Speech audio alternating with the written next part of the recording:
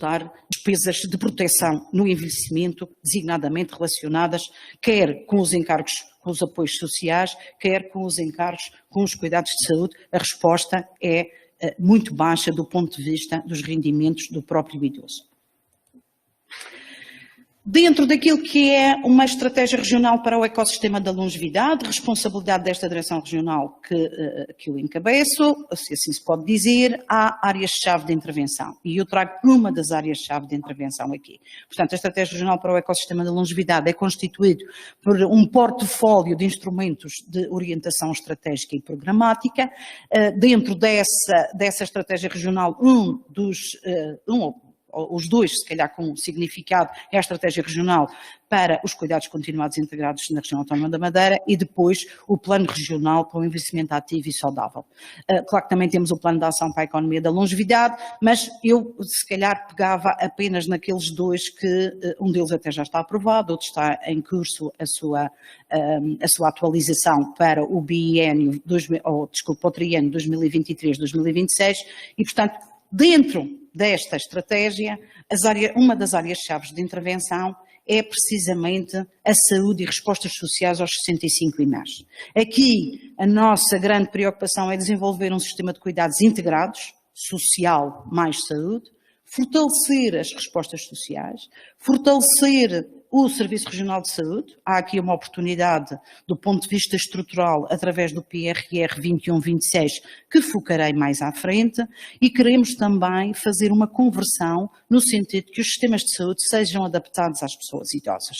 Quer sejam por as respostas que vão de acordo cada vez mais, como dizia o Dr. José Mendes Ribeiro no início desta sessão, cada vez mais com os olhos do paciente, depois cada vez mais de acordo com o paciente utente, cada vez mais de acordo com as necessidades que o utente expressa e cada vez mais de acordo com o que é o mais seguro, o mais confortável e o mais, digamos, apetecível para as pessoas com idade mais avançada, que é se manterem o mais próximo possível do seu núcleo familiar por mais tempo possível. Dentro da saúde e respostas sociais e ainda dentro do desenvolver um sistema de cuidados integrados, aquilo que nós pusemos como conceito é promover uma vida independente o mais longo possível, ter cuidados, converter definitivamente o conceito de cuidado de longa duração, fazendo com que possam ter duas vias. Eu aqui chamava, se calhar, a atenção para um problema que o país ainda atravessa. Nós temos cuidados de longa duração, ou respostas sociais, que na verdade não têm um modelo de cuidados, e respostas de saúde, financiadas por dois ministérios. Essa continua a ser uma grande dificuldade de diálogo entre os dois setores de financiamento. As regiões autónomas não são alheias a isso, até porque as estruturas sociais, as respostas sociais, são financiadas maioritariamente, ou quase exclusivamente, pelas verbas do Orçamento Especial da Segurança Social. Não sendo do sistema previdencial, é do subsistema da ação social, portanto, é do manancial daquilo que são, digamos, as receitas via impostos, mas a verdade é que entram na região através do Instituto de Segurança Social da Madeira e através do Orçamento Especial da Segurança Social. Desde logo, é matéria sobre a qual não cabe à região, digamos, poder decidir. Ainda é um sistema de captação, 2,65% para nós, um pouco mais para os Açores, cerca de 3% para os Açores, mas ainda é um sistema de captação e não um sistema de necessidades. Se fosse para acompanharmos dentro das respostas sociais, eu diria assim, de forma, digamos, de estimativa, que se fosse para acompanhar as nossas necessidades, quer em termos do que são as coberturas nacionais de respostas tipo ERPI, Estrutura Residencial para Pessoas Idosas, quer aquilo que acontece a nível da Europa, eu diria que de repente nós precisaríamos de cerca de 485 camas, estruturas residenciais para pessoas idosas. Mas não é isso que é acolhido em termos das nossas manifestações junto do Ministério do Trabalho e da Solidariedade Social. Aquilo que é acolhido é as verbas que vêm para o apoio às IPSS por via da captação. Portanto, essa é uma das questões que nós queremos muito trabalhar. sobretudo porque as estruturas sociais hoje, respostas a RPI, não respondem às necessidades dos nossos idosos, e por outro lado queremos pegar nos cuidados, que também são cuidados de longa duração, mas são sobretudo cuidados de continuidade e de temporalidade, porque é importantíssimo conseguir concentrar o conceito de temporalidade nos cuidados continuados integrados, curto, médio e longo prazo. Mesmo que o longo prazo seja depois uma resposta quase permanente, mas a verdade é que temos que focar cada vez mais a componente reabilitadora deste lado dos cuidados de longa duração e poder especializar aquilo que são os cuidados prestados nas estruturas residenciais para pessoas idosas, que eu aventurei-me já a chamar estruturas sociais de cuidados especializados integrados. Portanto, uma componente de longa duração que ficará dentro de uma resposta social especializada integrada, uma componente de cura, se assim se pode dizer, de compensação, de disfuncionalidade temporária, com uma aproximação veemente do lado, uma abordagem veemente do lado da reabilitação. Este modelo de respostas sociais especializadas integradas serão respostas ao envelhecimento do tipo residencial e ambulatório, portanto, trazer também a possibilidade de responder em contexto domiciliário, devem ser providos dos meios para promover a saúde e a prevenção de doenças e garantir de forma consistente os cuidados médicos, de enfermagem, de reabilitação de que os residentes precisam. Por isso é urgente que se concretizem protocolos de operacionalização das respostas com os dois sectores de governação. Portanto, aqui estou a fazer o resumo daquilo que disse anteriormente, a saúde e a ação social têm que fazer esta abordagem em conjunto, a fim de contar com recursos humanos especializados para atingir o supracitado objetivo.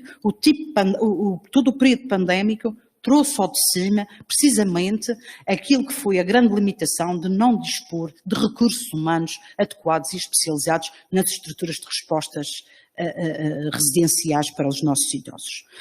Na verdade, quando se comparou no todo nacional aquilo que foi o desfecho das infecções por SARS-CoV-2, portanto de Covid-19 em lar e aquilo que aconteceu nas estruturas da unidade ou da Rede Nacional de Cuidados Continuados Integrados e também aqui, percebeu-se que as respostas de cuidados continuados integrados foram uma resposta mais adequada, com menos desfecho e prognósticos maus em termos de Covid do que as estruturas residenciais para pessoas idosas. Porquê esta questão de pensarmos que as respostas sociais têm que ser alteradas e não podem continuar a ser as chamados lares que já estão em desuso? Aliás, o conceito de lar já nem existe na Europa. Daí que Portugal até tem muita dificuldade depois de poder demonstrar que despesa é que gasta em cuidados de longa duração, precisamente pelas duas fontes de financiamento distintas e pelos dois conceitos distintos. O primeiro motivo que se impõe a pensar nas estruturas residenciais para pessoas idosas como estruturas especializadas e integradas é a fragilidade geriátrica. O ciclo de fragilidade. O poder quebrar este ciclo, identificar também os fatores de risco modificáveis e promover a autonomia nas pessoas frágeis. Ora, a fragilidade e este é o ciclo, portanto, tudo vai acontecendo naturalmente no caminhar para o fim da vida, portanto, há uma perda de força muscular, há uma atividade física diminuída, a mobilidade está reduzida, instala-se a incapacidade, instala-se a independência, há perda de peso, há baixo vigor físico, isto é reconhecido. Mas isto é o quadro de maior complexidade, não vou explorar, este é um modelo integral da fragilidade, é um dos autores que defende, poderia eu ter escolhido outro, escolho este, mas só quis escolher este para percebermos a complexidade dos fatores e da interação das várias componentes que atravessam efetivamente a evolução etária. Ora, não se pode, e digo isto que tenho dito nos fóruns apropriados, não se pode pôr uma fragilidade geriátrica, que é um síndrome clínico, a ser gerido por uma estrutura social que não tem nem conhecimento, nem capacidade técnica, nem capacidade de intervenção para esta componente. E os nossos idosos em lar são idosos frágeis. Permanecem cada vez mais tempo em casa porque há cada vez menos tipo de resposta estrutural, mas quando integram as nossas estruturas residenciais para pessoas idosas, integram muito digamos, já muito frágeis, já muito vulneráveis. E, portanto, temos que ser capazes de antecipar e intervir precocemente para adiar a instalação da fragilidade, para retardar a dependência, mas também para nos dar tempo de especializar as respostas sociais. O segundo motivo que me traz aqui a defender este modelo que apresento como uma especialização integrada nas estruturas sociais é que o quadro de regulamentação das estruturas residenciais para pessoas idosas não define qualquer modelo.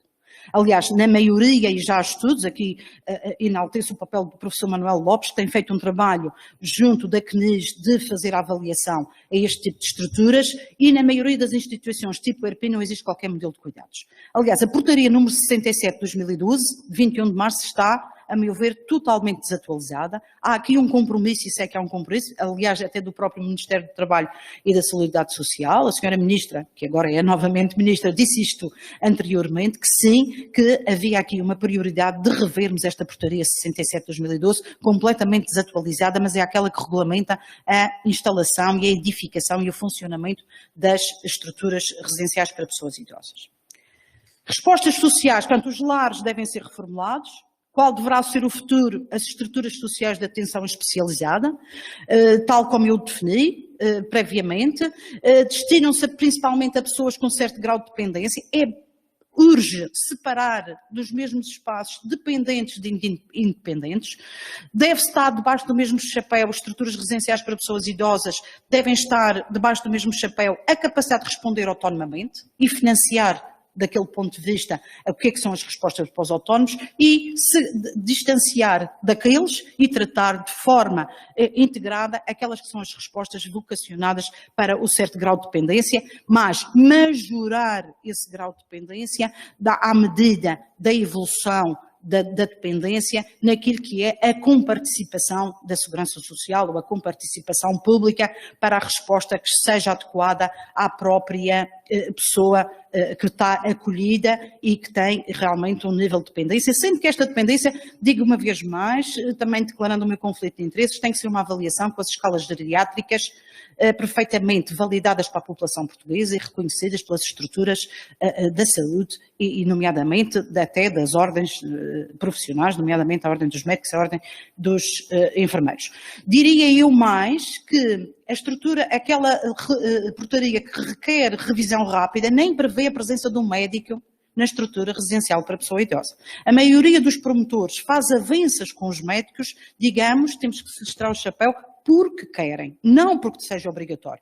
Define a presença de um enfermeiro por cada 40 utentes, ou 1 por cada 40 ou 2 por cada 20, desde que a dependência pior, mas não diz a que horas, nem quando, nem em que quantidade de cuidados isto acontece. Ao contrário da rede de cuidados continuados, que exige a presença permanente da enfermagem e exige um conjunto de horas assistenciais de um conjunto de profissionais, incluindo médico e incluindo médico fisiatra. Este é um modelo que tem este ar de complexo. Esta mudança é complexa, mas é assim que temos que olhar. Portanto, os serviços tecnológicos são fundamentais. Foi dito ainda há pouco no início da sessão, a oportunidade que a transição digital e as aplicações telemáticas na saúde e no social poderão fazer a diferença aqui. Deve-se organizar dentro desse espaço tecnológico e temos que ter capacidade de ir respondendo, quer no domicílio, quer na especialização integrada das respostas sociais, quer nas residências apoiadas, quer nos centros de dia e nas academias sénior. É preciso pensar num espaço para a terminalidade, é preciso pensar na manutenção da autonomia de pessoas com dependência maior, é preciso pensar nos cuidados de saúde a pessoas com dependência. A abordagem da reabilitação dos cuidados continuados integrados tem que ser cada vez mais forte e tem que ser majorado e tem que ser financiado de forma justa para esta resposta, digamos, ajustada à funcionalidade e claro que a questão das demências numa população que envelhece também tem de fazer parte deste modelo que também tem que responder de forma específica e integrada a essa inevitabilidade, de certa forma, que é a demência muito.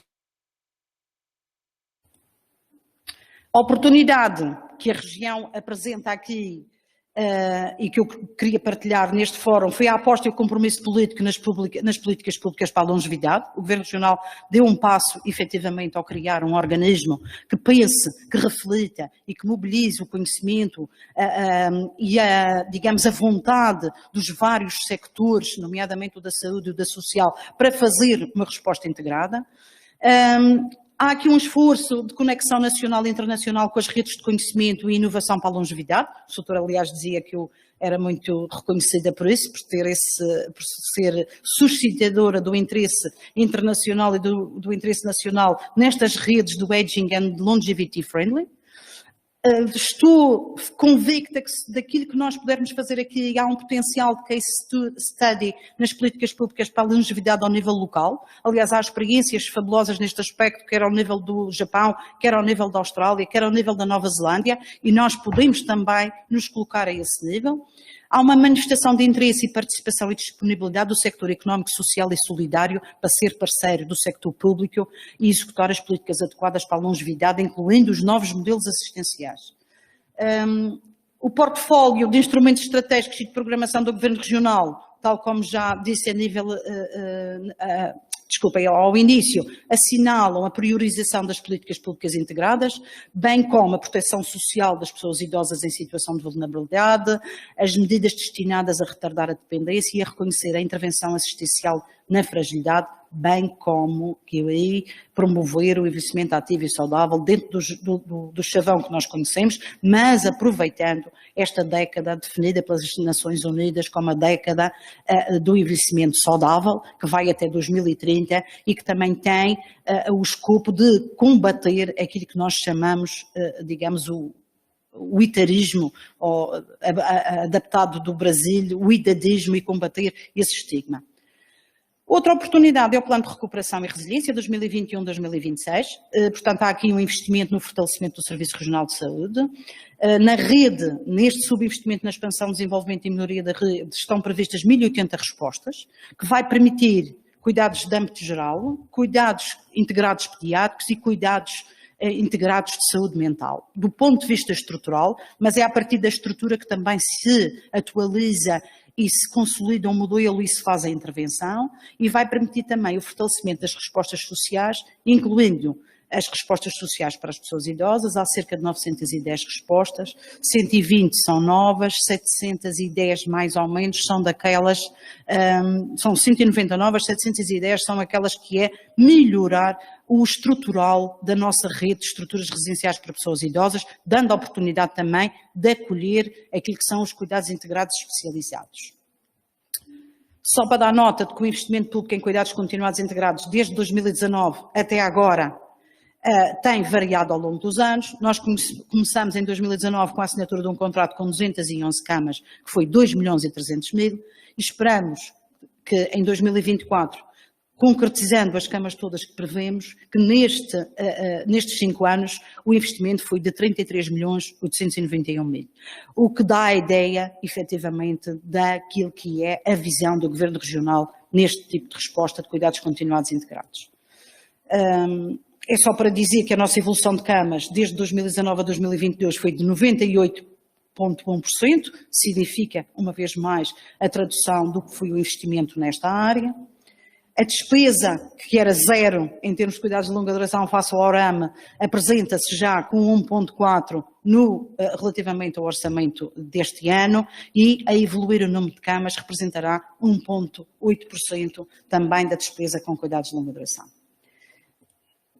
O resumo do investimento é este, só para dar a ideia que estamos a fazê-lo também de uma forma integrada e com uma visão partilhada daquilo que são os cuidados continuados integrados e aquilo que são as respostas para o sector social, e, portanto, temos aqui uma execução física de 2021 a 2025. A execução física dos cuidados continuados e integrados está mais apontada para o final, portanto, para o quarto trimestre de 2025. Ao nível da execução física nas respostas sociais, esperamos que em 2023 e 2024 já se consiga, e também, ainda este ano, mas também dedicado às pessoas sem abrigo, que também já engloba algumas pessoas com 55 anos e mais, uma resposta ainda este ano. E Desejo acabar esta minha intervenção com aquilo que é o que o Dr. Agostinho Cardoso, que foi deputado à Assembleia Nacional em 1969, um ilustre médico madeirense, disse à data: a questão de fundo é encarar a definição de uma política nacional de velhice. Uma política de velhice em Portugal deve começar por valorizar perante o país o respeito que merece a geração da terceira idade, a sua dignidade e direitos, a sua necessidade de independência económica. Há que enquadrar a pessoa idosa, tanto quanto possível, na família e em lar familiar, mediante uma política habitacional que estimule a sua presença ali. 1969. Muito obrigada por este tempo.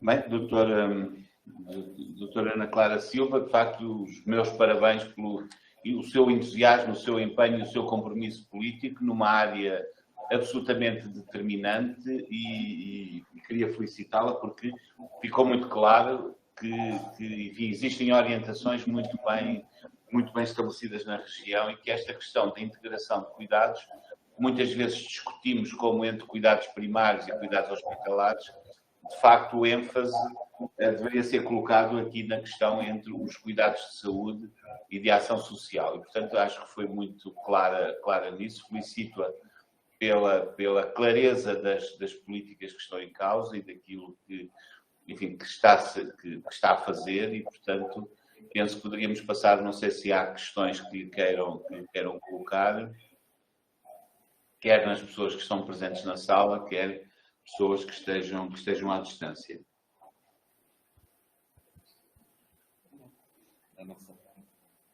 Muito bem. Eu penso que nós temos 10 minutos para nos mudarmos de sala. Eu terei que fazer uma pequena, penso eu, enfim, resumo da riqueza de tudo aquilo que nos transmitiu. Espero estar à altura, mas como também a sua intervenção foi gravada e seguramente que será depois disponibilizada, alguma falha que eu tenha na transmissão será seguramente comatado depois pela sua intervenção, que acho que foi extraordinariamente clara e, enfim, esclarecedora para todos nós. Muito obrigada, doutora. Então vamos rapidamente dos Açores para a Madeira, nunca fomos tão depressa.